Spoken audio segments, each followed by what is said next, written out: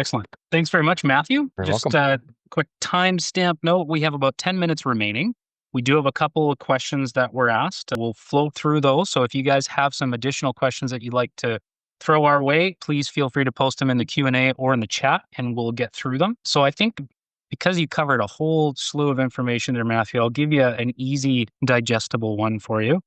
The question from, yes, it's our Namthak Kumar was, could you provide more insights on the type of radiator used in these generator systems? Yeah, it's a great question. One of the things we didn't get into just for timing is we didn't get into noise. And when we start talking about 100, 115 units, noise is going to be a big issue. And one of the biggest noise contributors is radiators.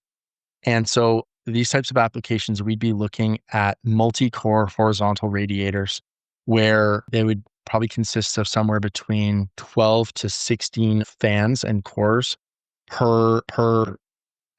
Actually, you know what? I think I have a slide that will speak to this. So high speed fans and lots of them. So yes, they would make a lot of noise up close, but we'd be especially looking to utilize fans that have high speed and that pushes the frequency bands higher to a type of noise frequency that is easily attenuated. So lots of noise up front or near field, and that will support far field less noise. Let me see if I have a. So here's a slide.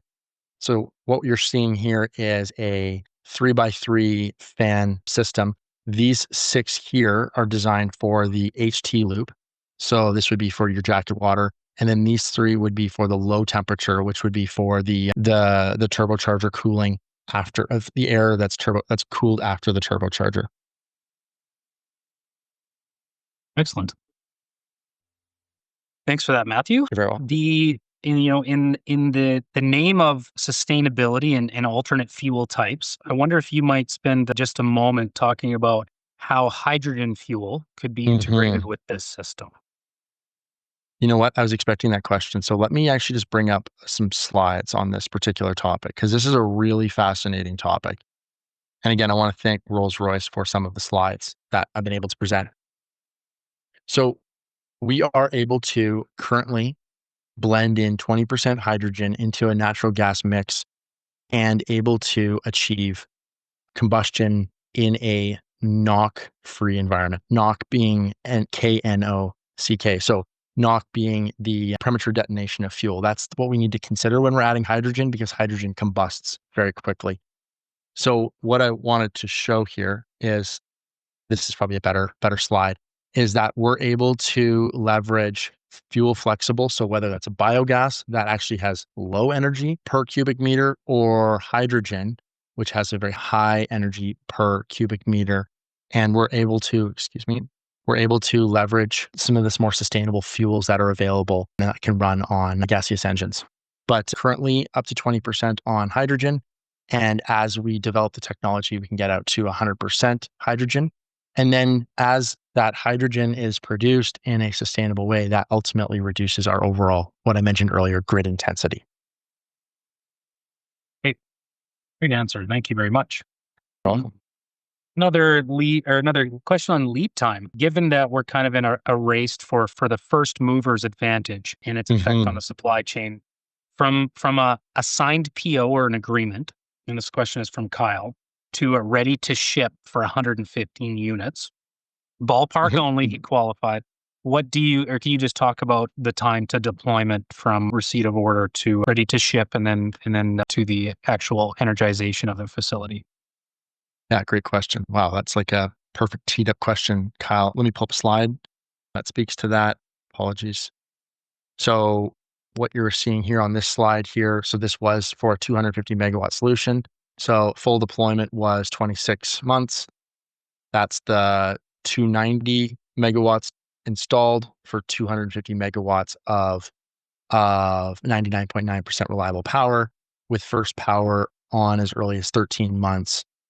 And with a full capital deployment over that 26-month period. Excellent. Okay. A couple of other questions. We have one question from Afnan who says, do you pre-qualify for the AESO generation assets or fast frequency response services? Wonder Without if a you- BESS, Oh, go without a ahead. BESS, no. I think FFR requires, I think it's under 10 seconds, if I recall.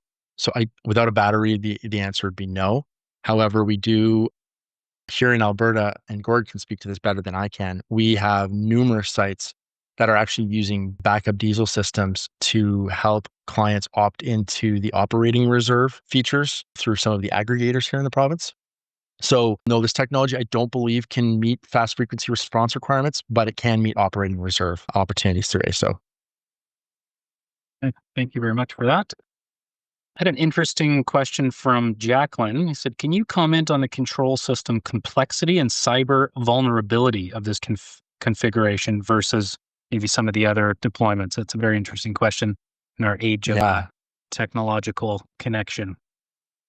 So whenever I do a lunch and learn for engineers, I always ask all the electrical engineers to put their hand up and I say, you're the people that terrify me as a mechanical engineer. So that's a great question.